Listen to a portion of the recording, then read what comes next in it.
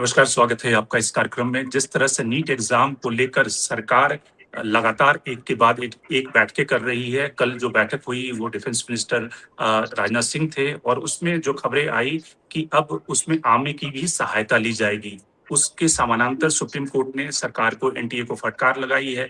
NTA के director और जो सीबीआई के डायरेक्टर हैं वो पार्लियामेंट्री स्टैंडिंग कमेटी के सामने पेश हुए, जिसमें स्टैंडिंग कमेटी और सुप्रीम कोर्ट ने उनसे जानना चाहा कि आखिर इस बार वो क्या गलतियां नहीं करेंगे जो इससे पहले इतिहास में वो कर चुके हैं।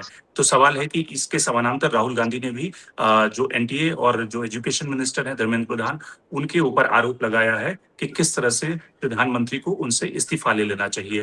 इस कार्यक्रम में हमारे साथ दो मेहमान जुड़ रहे हैं, यशोवर्धन आजाद साहब जो सीनियर आईपीएस ऑफिसर रहे हैं और विभूति नारायण राय जो कि सीनियर आईपीएस ऑफिसर रहे हैं और एजुकेशनल इंस्टीट्यूट वर्धा जो यूनिवर्सिटी है उसको भी उन्होंने हेड किया है। लेकिन शुरुआत करते हैं यशवर्धन जी आपसे।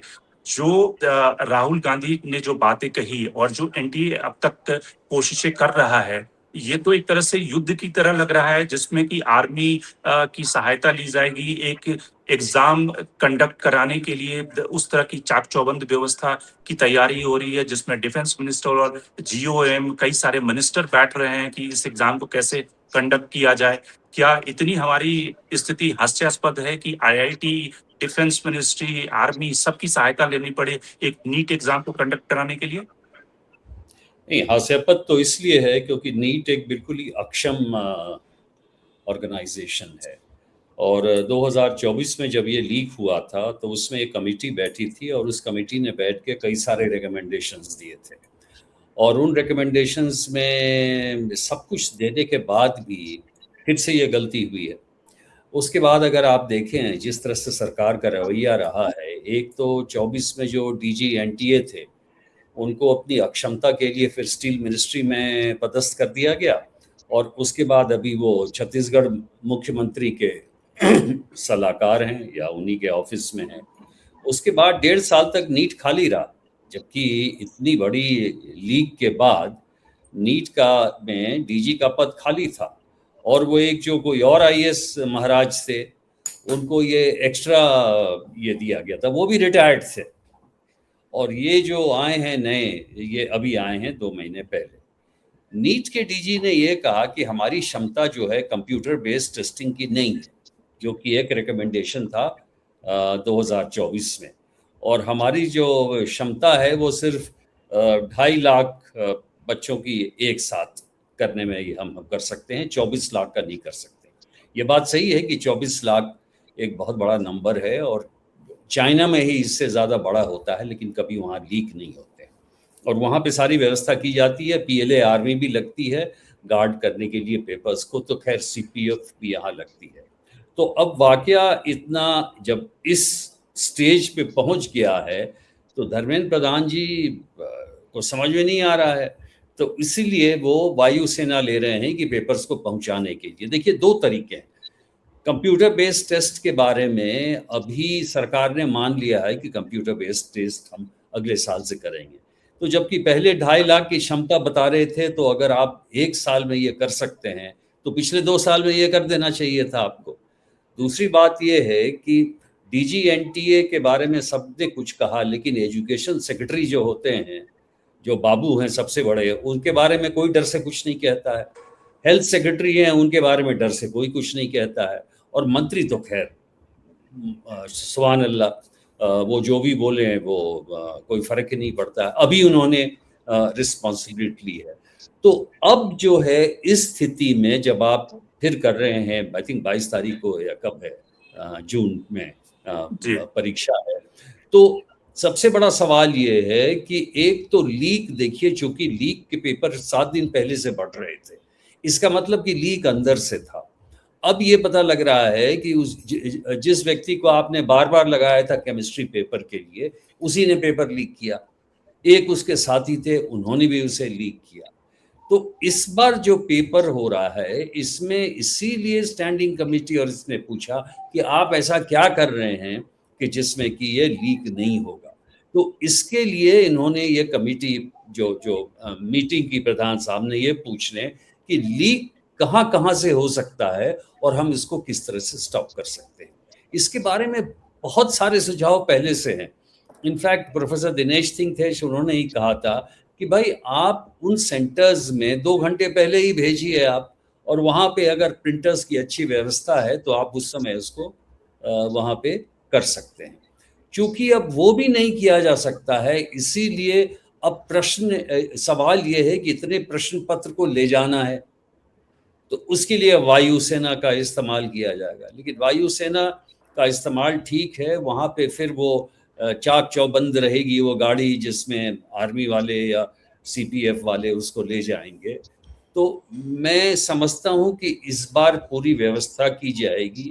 अगर देखिए, अगर आप अक्षम हैं और अगर आपसे कुछ नहीं हो रहा है तो लगाइए मिलिट्री, दे दीजिए आप सीडीएस को। लेकिन मेरा ये कहना है कि बेचारे 24 लाख जो बच्चे हैं उनका कम से कम लीक मत कीजिए, क्योंकि 4 सुसाइड्स हो चुके हैं। सर आपको मालूम है राय साहब, 4 सुसाइड हो गया है इसमें, ये स्थिति है। तो मैं बोल रहा हूं कि जो भी करना है कीजिए, लेकिन भगवान के लिए इस बार मत कीजिए ये, क्योंकि उनकी दशा देखी नहीं जाती है। और उससे भी और बुरी हालत सीबीएसई की है, जिसमें कि रीवैल्यूएशन के लिए जब पेपर मांगते हैं तो पहला नंबर मिलता है, एक बच्चे ने कहा कि उसका है, दूसरा पता नहीं किसका है। तो ऐसे में भगवान ही मालिक है। और मैं और समझता हूं उसको कि तो जो उस सीबीएसई में तो जो कहानी है कि किसी का पेपर कोई लगा दिया गया है और उसको फिर एंटी नेशनल करार दिया जा रहा है। क्या जिसने कहा था वेदांता या क्या नाम है, पाकिस्तानी कनेक्शन। बिल्कुल। लेकिन राय साहब, ये जो प्रॉब्लम है इसकी असली जड़ तो है जो कि अभी इस वाले लीक में समझ में आई है कि जो क्वेश्चन सेट कर रहा है वो लीक कर रहा है। पिछली बार वाली में सेंटर से लीक हो जाते थे। तो अगर इंडियन एयरफोर्स उन क्वेश्चन पेपर को पहुंचा भी दे, लेकिन जो क्वेश्चन सेट करने वाला व्यक्ति है वही अगर मिला हुआ है, वही लीक कर रहा है, और एनटीए के जो बाबू हैं या अधिकारी हैं जो कॉन्ट्रैक्ट पे जिनको आप भर्ती करते हैं, अगर वही से लीक हो रही है, क्योंकि सवाल ये कि क्वेश्चन जब सेट होने के बाद कई हाथों से गुजरता है, तो उसकी आप जितनी भी सैंक्टिटी मेंटेन कर लें, तो फिर आप इंडियन एयरफोर्स को लगा लें, नेवी को लगा लें, उससे क्या फर्क पड़ेगा? कोई फर्क नहीं पड़ेगा। देखिए, बड़ी सीधी सी बात है। मैं, अगर मुझे आप इसे करने दें तो मैं ये कहूंगा कि देखिए, दो मुख्य समस्याएं हैं। एक तो अकाउंटेबिलिटी का अभाव है। 2 साल पहले ये पर्चे लीक हुए, जो एनटीए का डायरेक्टर था उसको हटाया गया, और जैसा आजाद साहब कह रहे हैं, उसे 2-4-10 दिन छुट्टी उट्टी पर रख करके फिर ज्यादा महत्वपूर्ण जगह पे भेज दिया गया। और इस बार जो है, इस बार पता चला कि साहब जो पेपर सेट कर रहे थे उन्होंने ही आउट कर दिया। तो सबसे पहली तो समस्या अकाउंटेबिलिटी की है। देखिए, इसमें केवल डीजी एनटीए इन्वॉल्व नहीं है। एक जोशी जी हैं जो पिछली बार भी इसके चेयरमैन थे या कॉन्स्टिट्यूशनली इसको हेड कर रहे थे, और अभी भी कर रहे हैं। ये वही जोशी जी हैं जो व्यापम में भी इन्वॉल्व थे। व्यापम से बड़ा तो आजादी के बाद कोई बड़ा घोटाला नहीं हुआ है। रिक्रूटमेंट का सबसे बड़ा घोटाला आजादी के बाद व्यापम हुआ। जोशी जी वहां भी मौजूद थे। Joshi ji public service commission के मेंबर और चेयरमैन हो गए, स्टेट पब्लिक सर्विस कमीशन के। वहां भी इन्होंने जो भर्तियां की हैं, जो रिक्रूटमेंट किए, वो संदेह के घेरे में। फिर उसके बाद जोशी जी को यूपीएससी ले आया गया, और अब जोशी जी को वहां से अभी भी वो नीट एनटीए के एक तरह से संवैधानिक मुखिया वही है। तो उनके खिलाफ तो मतलब कि कोई तमाम कार्रवाई उन्हें नहीं हुई। रिवॉर्ड दिया गया, उनका उनके अच्छे काम के लिए तमाम ये, रिवॉर्ड उनको बार बार दिया गया। अब मैं उसी पे आ रहा हूं कि उनके खिलाफ क्यों नहीं कार्रवाई की गई और क्यों नहीं अकाउंटेबिलिटी हो पा रही। देखिए, जोशी जी को समर्थन कर रहा है एक संगठन जिसका नाम है राष्ट्रीय स्वयंसेवक संघ, और राष्ट्रीय स्वयंसेवक संघ के किसी कार्यकर्ता के खिलाफ कार्रवाई नहीं हो सकती। ये जितना पैनल बन रहा है, जो एग्जामिनर्स का और इन्विजिलेटर्स का और मॉड्यूलेटर्स और टेबुलेटर्स तरह तरह के हैं, अगर आप उठा के देख लेंगे, सब के सब कहीं ना कहीं आरएसएस से जुड़े हुए लोग हैं। मैं वाइस चांसलर रहा हूँ, और अब मैंने, उसके पहले तो मेरा उतना ध्यान नहीं जाता था, अब मेरा ध्यान जाने लगा। तो पता चला इस देश में वाइस चांसलर होने के लिए सबसे जरूरी शर्त है कि वो आरएसएस का मेंबर हो। आरएसएस के लोग जब क्लियर कर देते हैं, तब शिक्षा मंत्रालय और विजिटर का दफ्तर उस फाइल को क्लियर करता है। तो कैसे आप शुचिता लाएंगे जब आप एक खास तरह की वैचारिक प्रतिबद्धता वाले, एक खास तरह के संगठन से जो लोग प्रमोट हो रहे हैं उन्हीं को रख रहे हैं। तो ना तो देखे वो कितने काबिल हैं और वो कितने ईमानदार हैं, ये तो स्पष्ट हो गया। ये तो स्पष्ट हो गया ना कि वो काबिल भी नहीं है और ईमानदार भी नहीं है। लेकिन उनके खिलाफ कार्रवाई क्यों नहीं हो रही, ये भी अब स्पष्ट होता जा रहा है। तो अब आप राफेल में पर्चा भेजिए और टैंक पर बैठा करके इन्विजिलेटर को भेज दीजिए, उससे क्या फर्क पड़ेगा? वो तो इसी तरह से पेपर्स आउट होते रहेंगे, इसी तरह से बच्चे रोते रहेंगे, हर साल बैठ करके हम इसी तरह के चर्चा करते रहेंगे। अगले साल फिर इसी ऐसे ही कोई ट्रेजेडी होने जा रही है। अभी एनटीए खत्म भी नहीं हुआ था तब तक सीबीएसई आ गया। सीबीएसई तो और मजेदार घोटाला है। एक बच्चे ने, जिसको पाकिस्तान कह दिया गया, उस बच्चे ने अपने कॉपी मांगी। जो कवर पेज है वो तो उसी का है, लेकिन अंदर के कागज किसी दूसरे के हैं। तो बड़ा स्पष्ट है ना, ये कोई तकनीकी भूल नहीं है, किसी मशीन की गलती नहीं है। किसी ने देख करके जिस बच्चे के ज्यादा नंबर थे उसके कागज निकाल लिए और वहां कम नंबर वाले का लगा करके, और ये कागज किसी दूसरे बच्चे की कॉपी में लगाए गए हैं जिसकी तरफ किसी का ध्यान नहीं जा रहा है। तो आपराधिक काम है। लेकिन आप सीबीएसई के डायरेक्टर का क्या करेंगे? क्योंकि सीबीएसई का डायरेक्टर जब आया होगा, जो भी होगा मुझे पता नहीं, वो निश्चित रूप से आरएसएस से उसकी क्लियरेंस हुई होगी। तो ये बड़ी समस्या हो गई है कि देखिए, अगर ये लोग योग्य नहीं है, अक्षम है, तब भी समझ में आता है, लेकिन कोई अकाउंटेबिलिटी नहीं है। अगर आप एक बार सजा दे दीजिए, मैं तो इस बार का एनटीए का डायरेक्टर जो है, ये नया डीजी नया आया है, मैं इसे बेनिफिट ऑफ डाउट दे सकता हूँ, लेकिन आप सिर्फ जोशी जी को गिरफ्तार कर लीजिए ना। जोशी जी का इंट्रोगेशन हुआ क्या? सीबीआई ने जोशी से कुछ पूछा? इसके पहले वाला डीजी तो बड़ा ब्रेव फेस बना करके और प्रेस कॉन्फ्रेंस करता था और कहा करता था कोई गलती नहीं हुई, कुछ नहीं हुआ, सब ठीक ठाक है। और फिर जब पकड़े जाने लगे तो जल्दी जल्दी लिपा पोती करके रिजल्ट आउट करके और सेशन शुरू करा दिया गया। केवल एक टिप ऑफ द आइसबर्ग उस इम्तिहान में, 2 साल पहले वाले इम्तिहान में सामने आ पाया था। इस बार तो खैर इनको मजबूरन ये इम्तिहान कैंसिल करना पड़ा। तो मेरे ख्याल से तो देखिए, बड़ी सीधी सी दो ही समस्याएं हैं। एक तो अकाउंटेबिलिटी नहीं है, और दूसरे जो चयन हो रहा है वो निहायत ही नालायक लोगों का हो रहा है। और उसकी वजह है कि क्राइटेरिया ये बना दिया गया है कि जिसको आरएसएस रिकमेंड करेगा उसी को आप करेंगे। तो ठीक है, फिर तो आप इसी तरह चलता रहेगा, और जो भी आवाज उठाए उसको बड़े आराम से आप पाकिस्तानी कह दीजिए। इससे आसान और क्या क्या आरोप हो सकता है? हम लोग यहाँ बहस कर रहे हैं, कल को सोशल मीडिया पर हमें भी राष्ट्र विरोधी और पाकिस्तानी कहा जा सकता है, कहा जाएगा। तो बहरहाल ये मुझे नहीं लग रहा कि कोई हमें बहुत उम्मीद करनी चाहिए कि जो परीक्षाओं में शुचिता है वो वापस आ पाएगी। जी आजाद साहब, जो सीबीएसई एग्जाम वाली बात हुई उसमें राहुल गांधी ने ये भी सवाल उठाया है कि जो उसकी बिड निकाली गई, बिड में पहले जो कंपनी क्वालिफाई नहीं कर पाई वो कॉम्पिटेंट नहीं थी, उसके बाद फिर दूसरी भी कंपनी क्वालिफाई नहीं कर पाई, और तीसरी बार जिस कंपनी को दिया गया उसका पहले से ही ट्रैक रिकॉर्ड खराब रहा है।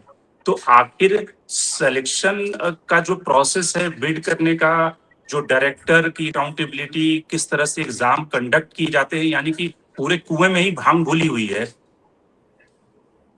नहीं, बिल्कुल सही आपने कहा। अभी हमारे यहाँ जो L1 की पॉलिसी है वो ऐसे इसमें चल ही नहीं सकती। जैसे नीट में भी टीसीएस ने हायर कोट किया था और उसको नहीं मिला, और एक दूसरी ने जो कंपनी है उन्होंने कम कोट किया था। तो टीसीएस के पास अनुभव है, टीसीएस को देना चाहिए था। अगर आपके फील्ड में जाने पहचाने कोई लोग हैं जिनमें कोई क्षमता है, तो फिर अक्षम लोगों को L1 के नाम पे क्यों दिया जाए? तब वही जो राय साहब कह रहे हैं कि भाई कोई और क्राइटेरिया तो नहीं है तो आपको, तो फिर जिसको जानते हो उसको दे दो। तो ये तो बहुत ही बताइए, 22 लाख 24 लाख बच्चों की समस्या है, सुसाइड्स हो रहे हैं, पेरेंट्स टेंशन में, उनको बेचारे ढो के लाते हैं सेंटर्स में। और आपको मालूम होना चाहिए कि स्पेशलाइज्ड टीचिंग सेंटर्स है, राय साहब को तो मालूम है ही, यूपी में और बिहार में और मध्य प्रदेश में जहाँ मैं काडर में था, चुने हुए स्पेशलाइज्ड सेंटर थे। और नीट के पिछली परीक्षा में 700 में जो 40 सेंटर थे उसमें सबसे ज़्यादा 700 में 696, 686 इस तरह के नंबर आए। तो ठीक कह रहे हैं राय साहब, भाई आपको मालूम है सारी चीज़ें, ऐसा भी नहीं है कि नहीं मालूम, ये नई नई चीज़ें हो रही हैं। नए लोग जो आए हैं 2 महीने पहले उनको हम छोड़ सकते हैं कि भाई, लेकिन जो पुराने ठसे हुए हैं इतने दिन से, उसी से पेपर आप सेट करवा रहे हैं। तब तो कहते हैं रियल समस्या है। और सीबीएसई में तो मैं आपको बोल रहा हूँ कि ऐसा हंगामा मचा हुआ है बिल्कुल वो मार्किंग स्कीम और इसको लेके। तो ऑब्वियसली जैसा कि इन्होंने अभी बताया कि पीछे के नंबर किसी को एडजस्ट करने दे दिए गए थे, और एक लड़की ने एक पैनल पे जहां मैं बोल रहा था उसने ये कहा सर इस बात को जो आप कह रहे हैं कि मैं नहीं समझ सकती थी कि फिजिक्स के पेपर में मुझे 90 से कम कैसे आ सकता है। बात सही है, क्योंकि आप उसको अगर देख लो तो कैलकुलेट कर सकते हो आपको। लेकिन पीछे मैंने जब मेरे सामने का तो वही था, लेकिन पीछे जो थे हमारे थे ही नहीं वो पेपर्स। तो अगर ये है तो बिल्कुल आपराधिक है ये। और उसको आप देखने के लिए बताइए, अब सीबीआई लग जाएगी। सीबीआई भी अब खैर अनूठी संस्था हो गई है, हम लोग के समय में थोड़ी ठीक थी। तो अब उनके बारे में भी आप कुछ नहीं कह सकते हैं कि उनको देखिए पिछले बार एक चीज और आपको मालूम होना चाहिए। आपको मालूम है ना सर कि पिछले बार जो नीट की जब एक्सपोजर हुआ तो नीट में बिहार ईओडब्ल्यू ने अच्छा काम किया था। उन्होंने एक जो वहां किया संदीप मुखिया को पकड़ा और कई लोगों को पकड़े थे। तो उसके बाद ये कहा गया कि नहीं ये लीक तो है नहीं, ये थोड़ी जगह ये हुआ है, नथिंग हैपेंड, इसका कुछ नहीं हुआ उस केस का। तो अगर लोगों को ये मालूम है कुछ होना है नहीं, ये जैसे पकड़ाए गए हैं आपके टीचर्स, आप इस केस को फॉलो कीजिएगा अपने हिमानी डायलॉग्स में, फॉलो कीजिएगा और देखिएगा ये किस स्तर तक जाता है। तो अगर सजा नहीं हो, अगर वही लोग सेटिंग भी उसी तरह हो और जो लोग शीर्ष स्तर पे हैं जैसा अभी बताया गया वो भी नहीं हटेंगे, खिलाफ भी नहीं होगा, तब तो ये मुश्किल है। और इस बार मैं आपको बता दूं अगर इस बार कुछ गड़बड़ी हुई नीट में तो पूरे देश में वो हाल बन जाएगा। इसलिए ये आग नहीं लगा।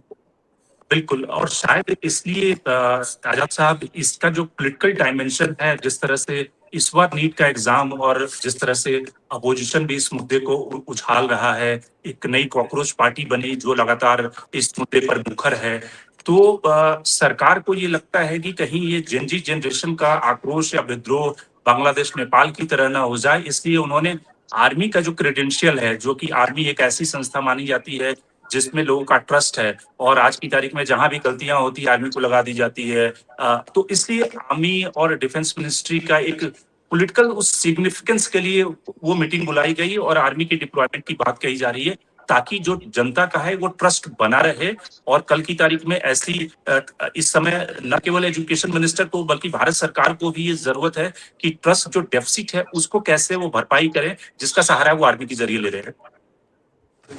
नहीं, बिल्कुल ठीक कहा आपने। और दूसरी बात आपने देखा हो कि इस मीटिंग में कम्युनिकेशंस मिनिस्टर भी थे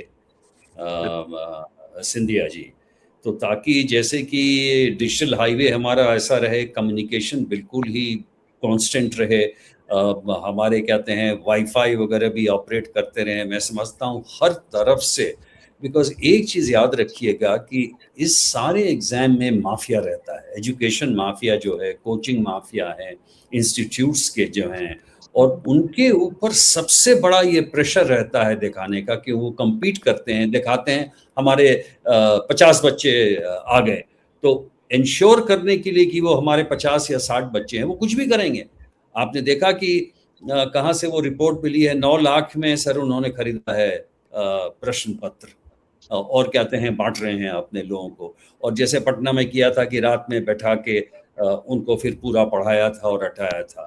तो ऐसे माहौल में ये बहुत ही खतरनाक माहौल है। न तो हम एजुकेशन इंस्टीट्यूट्स और माफिया के खिलाफ कार्रवाई करते हैं, और क्योंकि जितने बड़े बड़े लोगों के बच्चे हैं उसमें आईएएस हैं, आईपीएस हैं, मंत्री हैं, जितने लोग हैं सबके बच्चे बैठते हैं, सबको कहते हैं रुचि है, प्रेशर ट्रमेंडस रहता है, और बोलते हैं कि यहाँ पे आप अगर लगवाओगे तो सेफ रहेगा आपका बच्चा, क्योंकि वो हेरा फेरी करके कुछ न कुछ निकाल ही लेगा, इसको हेल्प कर देगा। ये सब ग्राउंड रियलिटी है जो हम लोगों को मालूम है, जो कि हम लोग सर्व कर चुके हैं एरिया में।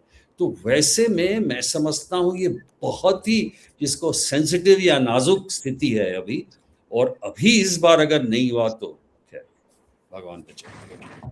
विभूति जी, आपको लगता है कि हेड रोल होने से या अकाउंटेबिलिटी फिक्स होने से, क्योंकि इस सरकार का जो एनडीए सरकार है या मोदी जी की सरकार है, उनका काम करने का एक ट्रैक रिकॉर्ड इस तरह का रहा है कि जब कोई भी इस तरह की कंट्रोवर्सी होती है तो वो तुरंत फिलहाल एक्शन नहीं लेते कि जिससे कि ये मैसेज जाए कि सरकार झुक गई या सरकार एक प्रेशर ग्रुप के सामने झुक के उन्होंने इस्तीफा ले लिया। वो उनके काम करने का तरीका है कि वो ठीक है, कुछ आमूल-चूल जिसको कहते हैं परिवर्तन ले लेंगे, जैसे कि एनटीए में अभी कुछ नए ऑफिसर की नियुक्ति हुई और वहाँ पे डिप्लॉयमेंट हुई जो कॉन्ट्रैक्ट के ज़रिए रेगुलर डिप्लॉयमेंट हुई, लेकिन वो इस्तीफा नहीं लेते। उनको लगता है कि अगर इस्तीफा ले लेंगे तब तो एक प्रेशर ग्रुप जो है और जो अपोजिशन है उसकी जीत मानी जाएगी, फिर तो सरकार को बार-बार इन प्रेशर ग्रुप के सामने झुकना पड़ेगा। इससे पहले भी हमने देखा कि स्मृति ईरानी की जब डिग्री का कंट्रोवर्सी हुआ, इस्तीफा नहीं लिया गया और ऐसे बहुत सारे एपिसोड हुए। मणिपुर में जब इंसिडेंट हुआ, हिंसा हुई, वायलेंस हुआ, हज़ारों लोगों की जानें गई, वहाँ पे इस्तीफा नहीं लिया गया, मुख्यमंत्री से इंतज़ार किया गया, साल भर का विंडो दिया गया ताकि जब मामला ठंडा हो जाए, उसके बाद सरकार एक्शन ले। देखिए मुझे नहीं लगता कि इस तरह की कोई बहुत ये सोची समझी रणनीति के तहत होता है। मेरा अपना मानना है कि ज्यादातर मामलों में चूंकि आरएसएस इन्वॉल्व होती है, आरएसएस शरीक होती है, तो इनकी हिम्मत भी नहीं पड़ती। मोदी जी भी अपने को असहाय पाते हैं। इसमें चूंकि आरएसएस के लोग शरीक हैं, तो मुझे नहीं लगता कि वो इसलिए नहीं, जैसे धर्मेंद्र प्रधान को क्यों नहीं हटा पा रहे हैं। धर्मेंद्र प्रधान क्या इतने इंडिस्पेंसिबल हैं, जिनके 3-4 साल के मंत्रित्व में न जाने कितने घोटाले हो रहे हैं। कोई परीक्षा ऐसी हो ही नहीं पा रही है जो बिना किसी शक व शुबा के, बिना किसी आईब्रोज जिस पर ना उठे हो, कोई परीक्षा ऐसी नहीं हो पा रही। तो मेरा अपना मानना है कि वो इसीलिए नहीं हटा पा रहे हैं कि ये हटा नहीं सकते। वहां पर आरएसएस का जबरदस्त किस्म का अवरोध खड़ा करती है और ये नहीं हटा पाते हैं। तो अब ये अपना इनका सोचने का तरीका है, उसका नतीजा बच्चे भुगत रहे हैं, इसके लिए क्या कहा है। एक बार सिर्फ मेरा तो अपना कहना है कि एक बार डीजी एनटीए को आप गिरफ्तार करके जेल भेज दीजिए। एक बार डायरेक्टर सीबीएसई को गिरफ्तार करके एक डायरेक्टर सीबीएसई को जेल भेज दीजिए आप। दोबारा ये नहीं होगा। लेकिन जो टेंडर वाली बात आपने कही है, ये टेंडर वाली बात डायरेक्टर सीबीएसई के ऊपर से आई होगी। ऐसा नहीं है कि डायरेक्टर सीबीएसई ने अपने स्वतंत्र विवेक से किसी गलत आदमी को टेंडर दे दिया होगा।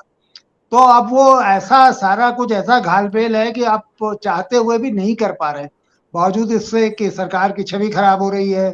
ये तो गनीमत है इनके लिए कि ये जो एक प्रहसन की तरह एक दल खड़ा हो गया है।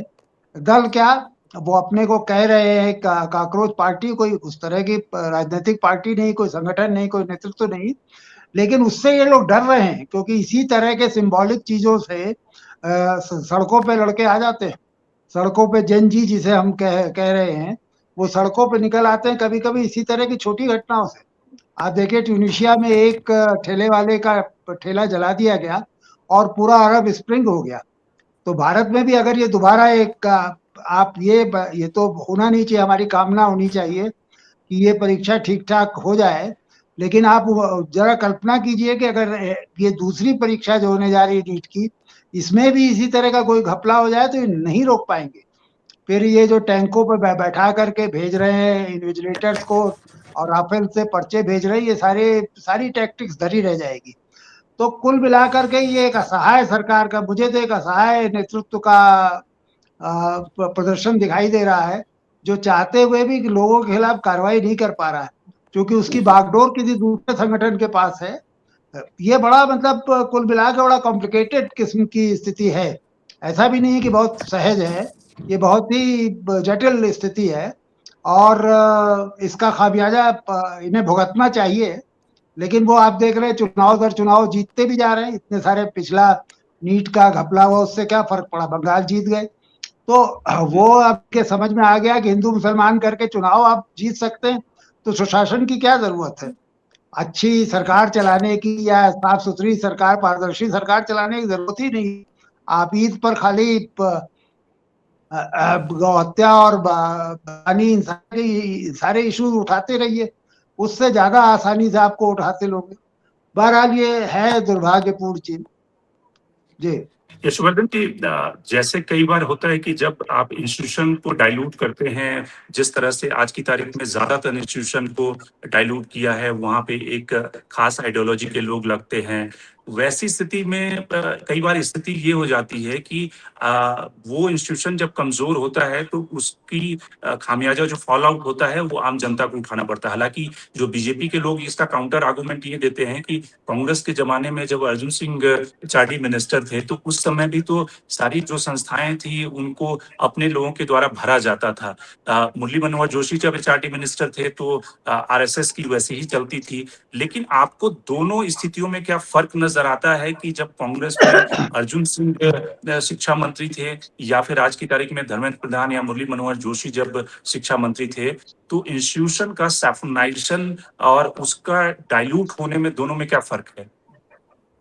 देखिए, जब अर्जुन सिंह शिक्षा मंत्री थे तो इत्तेफाक से उस समय मैं वाइस चांसलर था। मैंने देखा, इसमें कोई शक नहीं कि उस समय भी बहुत सारे हस्तक्षेप होते थे।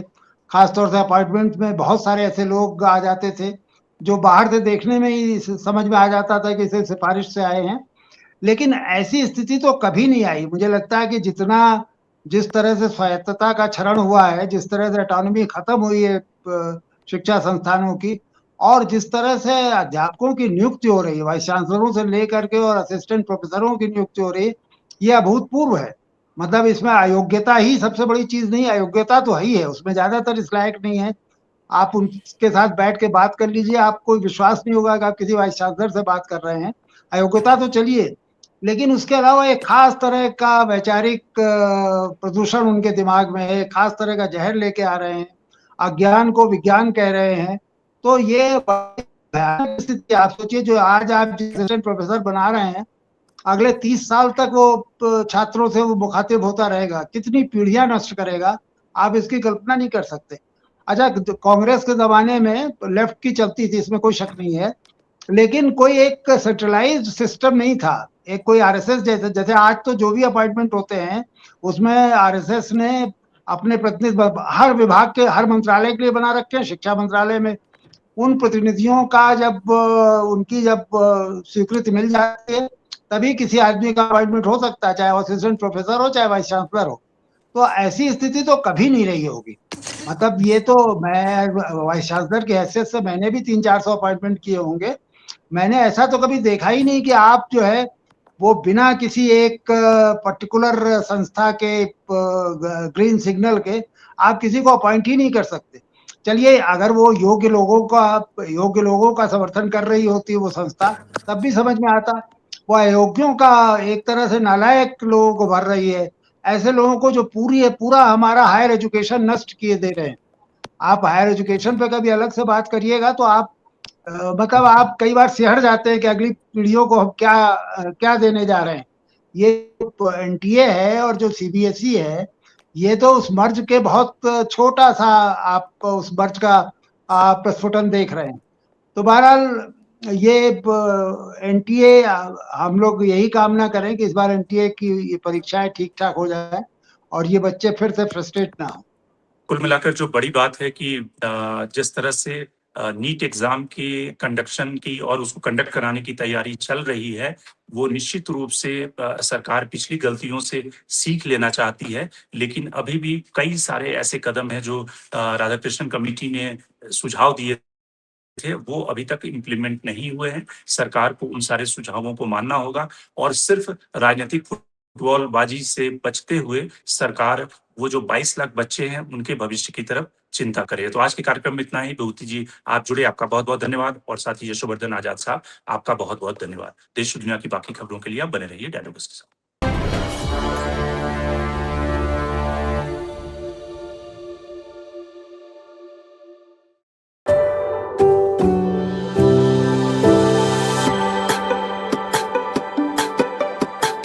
Every book has a journey, and every author has an untold story. Behind every powerful book lies curiosity, courage, and countless conversations. Discover them all on Books and Banter, a Dialogus digital original series.